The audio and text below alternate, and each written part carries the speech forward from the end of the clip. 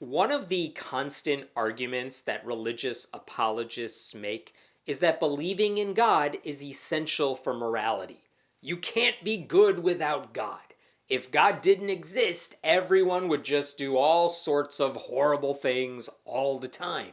And if non religious people are good, it's only because they were shaped by a godly society, or something like that. They say it as if any place overrun with conservative Christians is some kind of utopia, which is not a word I have ever heard used to describe, like, Alabama. It's also a bad argument, because you know what happens in the most secular countries? You see more democracy, more rights for women, higher life expectancy, lower poverty rates, and more peace. I could go on, but my point is, equating morality with religion is just a horrible argument that plenty of people have rebutted at great length in the past. But there's one metric that seems like it could go a long way to proving that point about morality and religion, or disproving it. It's not a perfect metric by a long shot, and I'll explain why throughout this video, but you would think that people who are not religious, the immoral heathens that we are, would commit a bunch of serious crimes. Serious enough to land them in a federal penitentiary. I mean, they have no objective standard for goodness, right? At the very least, you might think, listening to conservative pastors, that there's an over-representation of atheists in the federal prison system, at least compared to the general population. I feel like I have to repeat this. What I'm suggesting is not actually a great metric for morality. But even still, I was curious. If nothing else, I just wanted some numbers. So last summer, I filed a Freedom of Information Act request with the Federal Bureau of Prisons. I said I want to know the breakdown of all federal prisoners by their self-reported religions. And I finally got a response in February. It was 3 pages long. One page is just a letter saying we're replying to you. Another is a microscopic breakdown of religion based on every single federal prison, and it's virtually impossible to read even with a magnifying glass, so this is not helpful. But this third page gave me the information I was looking for. And here's the bottom line. In 2021, there were 139,002 people in the US federal prison system, and exactly 143 of them officially identified as atheists. If you do the math, those self-described atheists make up a mere 0.1% of the federal prison population. Not 1%, a tenth of 1%. And you know what? That matches the results I found several years ago when I made a similar request. It's like nothing has changed. So even as the percentage of atheists in the general population has slowly but steadily gone up over the past several years, that has not been reflected in the prison numbers. What's the general population number? Well, last year, a Pew Research Center analysis found that self-identified atheists made up 4% of the US population. So our presence in federal prisons is significantly lower than what we find in the general population. And if you're thinking, wait, that list of religions had things like no preference on the list. You're right. But so do those surveys where they ask your religious affiliation, which is why a lot of people are lumped into the none category and not listed as atheists. If nothing else, I find all of this very interesting. Now here's another fascinating tidbit, and this was new to me. Several years ago, a humanist prisoner saw that his religious colleagues had access to meeting space for Bible studies, even though he wasn't allowed to reserve that same space to discuss matters relating to atheism. And when it came to discussing the Bible, several prisoners were allowed to get together, even though, without religion, only a few inmates were allowed to hang out in one space at a time, for safety reasons. Basically, there were perks associated with being a religious inmate that were not given to prisoners who were openly non-religious. In 2015, because of a lawsuit filed on behalf of that prisoner by the American Humanist Association, the federal prison system agreed to acknowledge humanism as a religious option, allowing non-religious inmates who identified with the humanist label to receive the same perks afforded to religious inmates. Now, is that a good thing? It's debatable. Atheists did not receive the same opportunities, and I would argue that they should. But that's a different conversation. And if you're thinking, wait, humanism isn't a religion, well, you're not alone in making that point, but also a different argument for another day. But the end result is that the federal prison system said it would let prisoners identify as humanists instead of atheists or other or no preference. And they had never allowed that before, which meant this FOIA request would, for the first time, reveal the number of inmates who identified as humanists. Which would be interesting in part because humanism is basically a non-religious philosophy that has a defined moral code, which is also what religions claim to have. So, how many humanists are there in prison? Here's what we know. 63 inmates chose that option, representing a mere 0.045% of the total inmates. That's less than half of 1%. Even if all of those people chose to identify as atheists instead, atheists would still make up 0.1% of the federal prison population. Humanists are practically a rounding error. Ultimately, non-religious prisoners are not taking over the prison system. We're almost nowhere to be found in a federal prison. Now, with all that said, let's talk more about why these numbers are not a slam dunk for atheists, and why they should be taken with many giant grains of Lot's wife. And why I do not think you should quote this number as proof that atheists are more moral than religious people. 1. We don't know why all of these people ended up in prison. The reasons are often much more complicated than we imagine. A lot of people are locked up for really dumb reasons that are not like murder. Keep in mind, there's a lot of religion in places with a lot of poverty. There's a lot of religion in communities where people have less formal education. And people without money and education and stable homes and a safe place to live are a lot more likely to end up behind bars.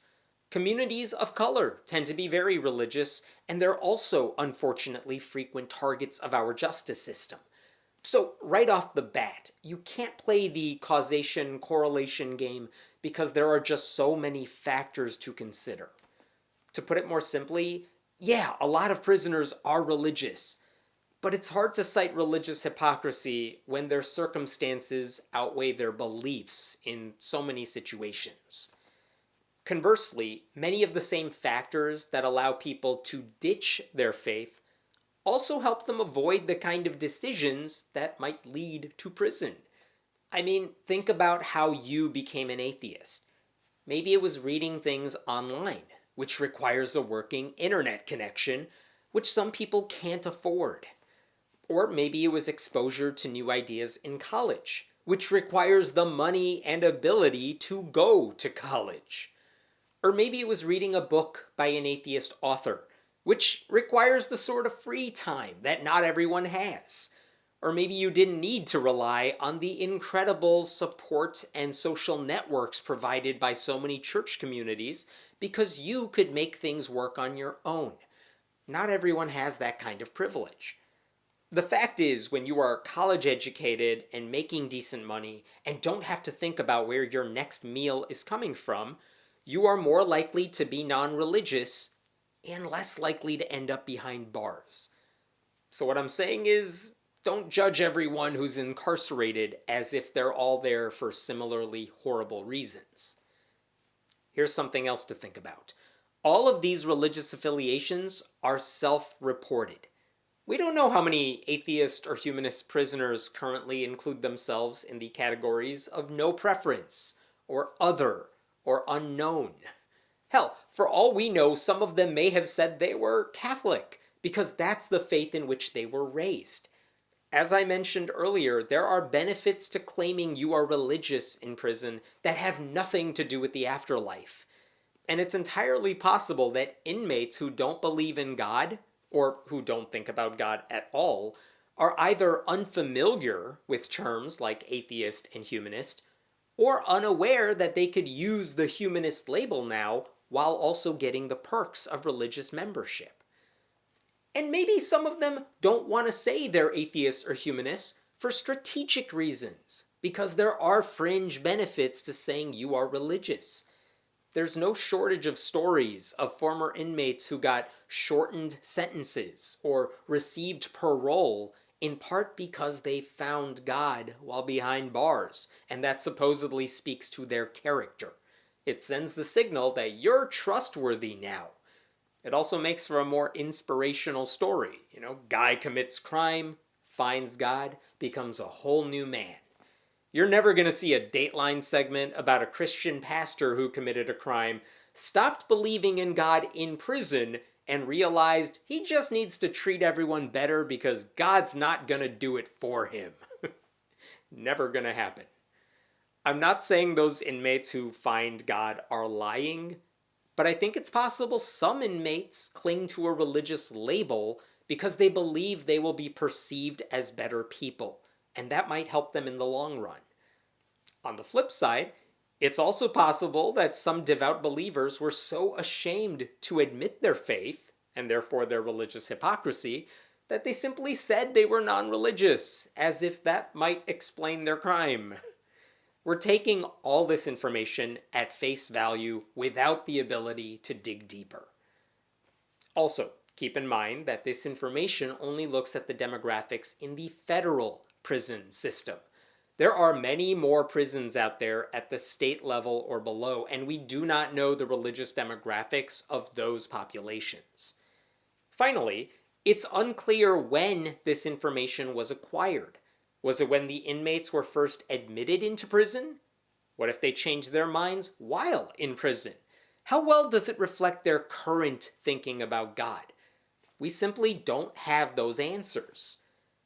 So, why did I make this video, given that I'm spending most of it saying you should ignore me?